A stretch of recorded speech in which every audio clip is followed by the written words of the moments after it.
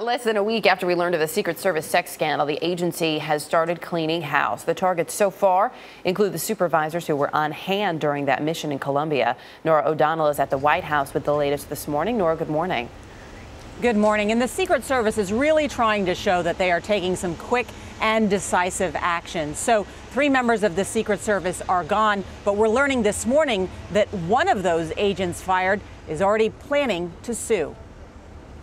The Secret Service scandal that started at this Cartagena hotel has seen its first consequences. One agent fired, another forced to retire, both supervisors. A third officer resigned. A Secret Service statement out late Wednesday said the remaining 8 agents will stay on administrative leave, with their security clearances suspended as the investigation continues. The 11 agents and 10 military personnel are accused of hiring prostitutes and engaging in other questionable behavior just before the president's trip to Colombia last week. In Cartagena, an escort is now speaking out to the New York Times about the argument at the hotel. In the morning, she tries to collect the money and says he must pay her $800, and he says apparently no way. And they argue, he gets angry, calls her a name, and, kicks her out.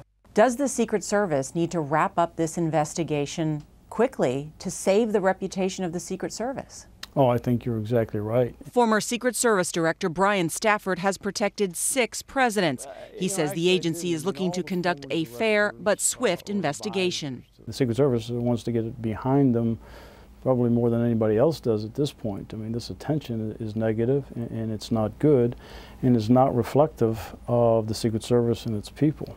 Officials from the agency spent another day on Capitol Hill Wednesday answering questions. Heads have to roll. If people aren't fired in this town, nothing changes. So Congress is demanding action. In fact, there'll be hearings up on Capitol Hill next Wednesday. Norah, what's the worst fear the Secret Service has about this investigation? Well, the biggest fear is that this was not an isolated incident. There are reportedly 20 women who were involved, with 11 Secret Service members and 10 military personnel. Congress is asking questions about maybe this didn't just happen in Colombia, but this is part of a pattern of behavior that government officials engage in when they're overseas. So that's one reason officials want to wrap up this investigation very quickly. They want to wrap that up, Norah, but as you mentioned, if there is this concern that it's a pattern of behavior, have they given any indication into certain areas or certain trips that they may be especially concerned with, that they want to go back and look at? It's a great question, and I think that this is going to open up a huge can of worms because Congress will want to look into this.